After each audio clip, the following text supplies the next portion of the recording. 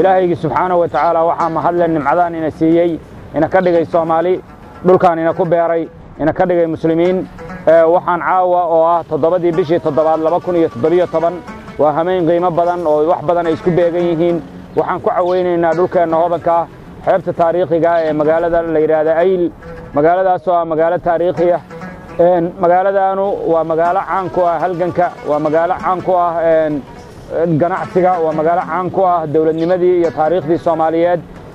maanta halkaan madashan qiimaha badan leh waxay ku suntan tahay waxa isu yimid dhalinyaradii gurmadka ahayd waqtigii abaarta ee kululaa ee dalku soo maray dadkooda u istaagay isuna xilqaamay inay ka shaqeeyaan oo meel walba u maray oo u caraabay oo u jarmaaday oo u dhaxay oo cidlada la maray oo dhaxanta iyo gaajada iyo waraadka waxay qabaan dadkoodu la qaybsaday tiimkaas waxaa ka mid ah tiimkii warbaahinta oo ka mid yahay Sharaaco Yaasiin Sharaaco wariye Ayuub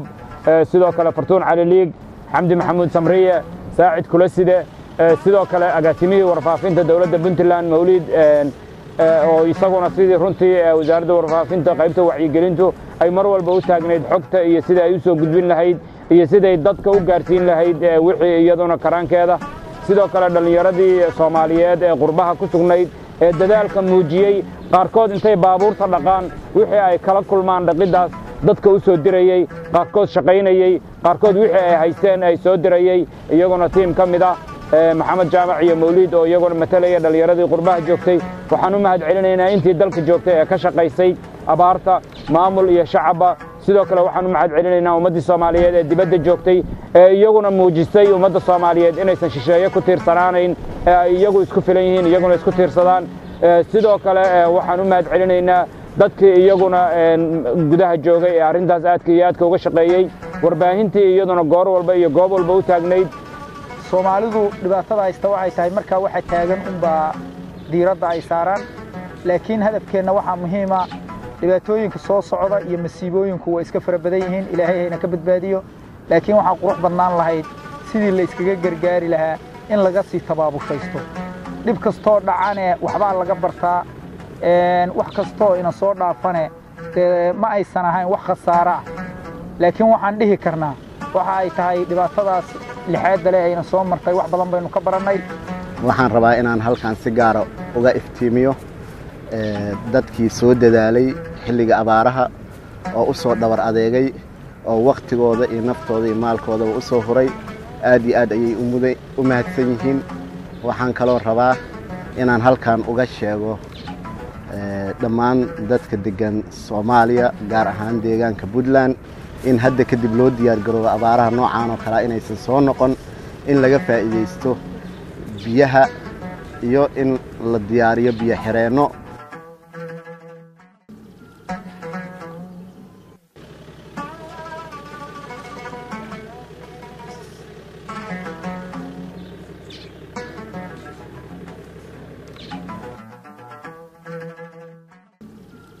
caawa halkan waxaan ugu caweynaynaa in farxadii la wadaago in la iswaraysto in kadibna loo sii gudbo sidii xal waara abaarta looga gaari lahaa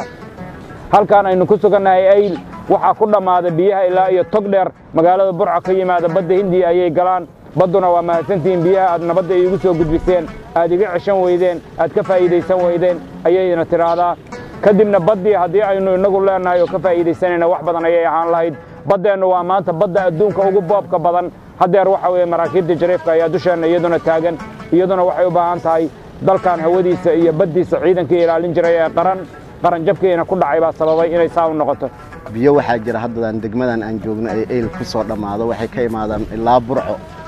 waxayna ku soo dhammaadaan ayl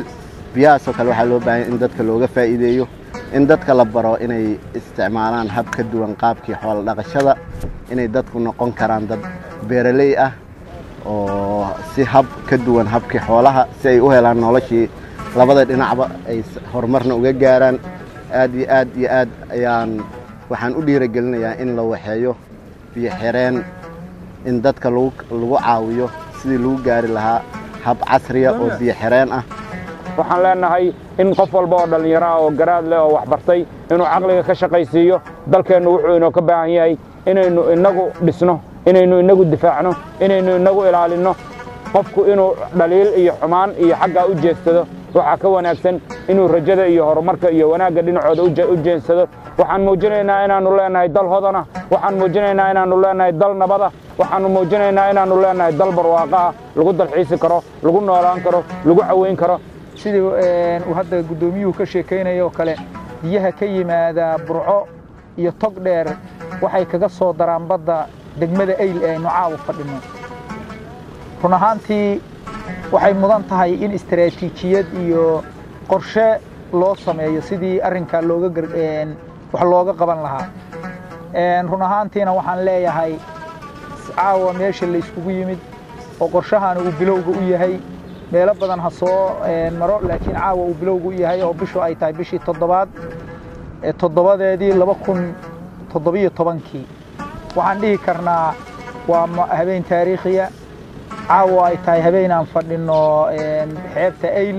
fariintan waxaan u diraynaa dhallinyarada Soomaaliyeed meelay joogaanba dalkiina ku qanca ku faana ku noolaada isaga difaaca isaga waxa weeye ku qanca